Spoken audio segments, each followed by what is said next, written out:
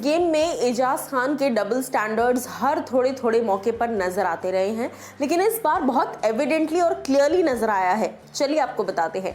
नमस्कार दोस्तों, मैं हूं ज्योति नाहक और स्वागत कर रही हूं आप सभी का शुद्ध मनोरंजन में।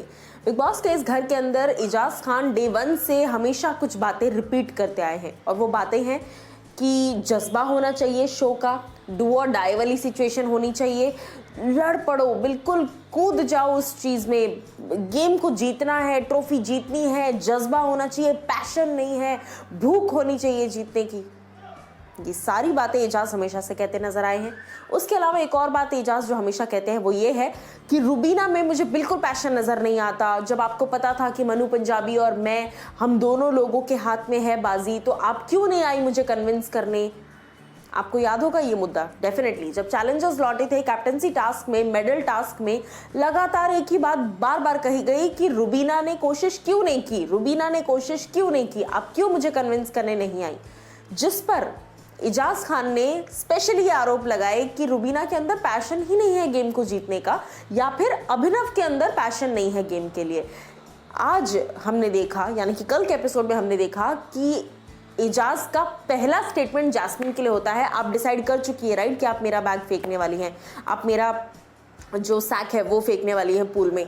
जहां पर जैस्मिन ने कहा कि हाँ एजाज, मैं फाइनल कर चुकी हूँ, पिछली बार आप मुझे कह रहे थे आप कन्विंस करने नहीं आई, आप मुझे कन्विंस कीजिए। एजाज ने कहा जब ऑलरेडी आप फाइनल कर चुकी हैं कि आप मेरा सैक फेंकेंगी तो फिर मैं आपको कन्विंस क्यों करूं, और एजाज ने बहस करना शुरू कर दिया।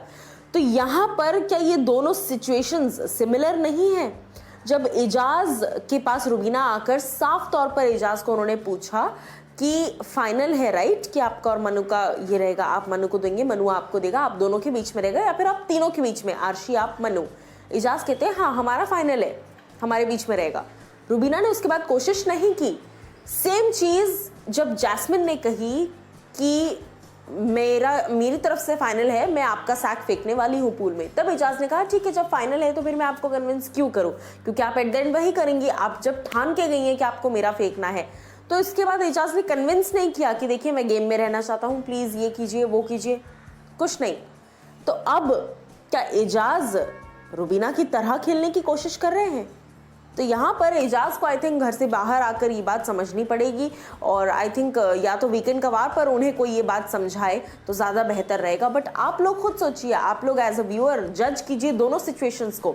सेम थी, जब आपको रिजल्ट पता है, आपके कन्विंस करने के बावजूद अगर सामने वाला इंसान ऐसा नहीं करने वाला, तो फिर आप क्यों ही कन्विंस करोगे जाकर। एक पल के लिए आप फिर भी, क्योंकि आपको टास्क में परफॉर्मेंस देनी है, आपको इन्वॉल्वमेंट दिखानी है टास्क में, लेकिन जब आपको उसका रिजल्ट पता है कि पॉलिटिक्स के जरिए ये होने वाला है, तो आप क्वेश्चन मत उठाइए सामने वाले पे। एजाज ने अपनी तरफ से बहस शुरू कर दी, लेकिन उन्होंने कन्विंस नहीं किया जैस्मिन भसीन को।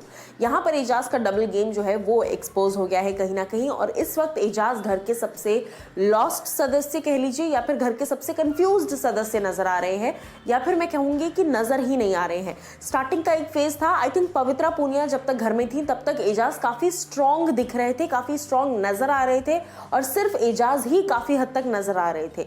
लेकिन अब एक लंबा अरसा हो चुका है, एजाज पूरी तरीके से खो चुके हैं, एजाज की कोई स्ट्रैटेजी नहीं नजर आ रही, एजाज खुद नहीं नजर आ रहे, एजाज लॉस्ट लग रहे हैं, और स्पेशल और मोस्ट इंपॉर्टेंटली एजाज का जो जज्बा है वो बहुत कम होता नजर आ रहा है।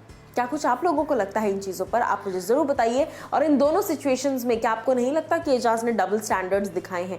जब वो चीज़, ये वही बात हो गई कि हम करें तो गलती और आप करें तो अरे हाँ बाय मिस्टेक हो गया, तो हमारी गलती गलती लेकिन आपकी गलती गुनाह, ये वो वाला सिचुएशन बन गया है। क्या कुछ आपकी राय है इस पर?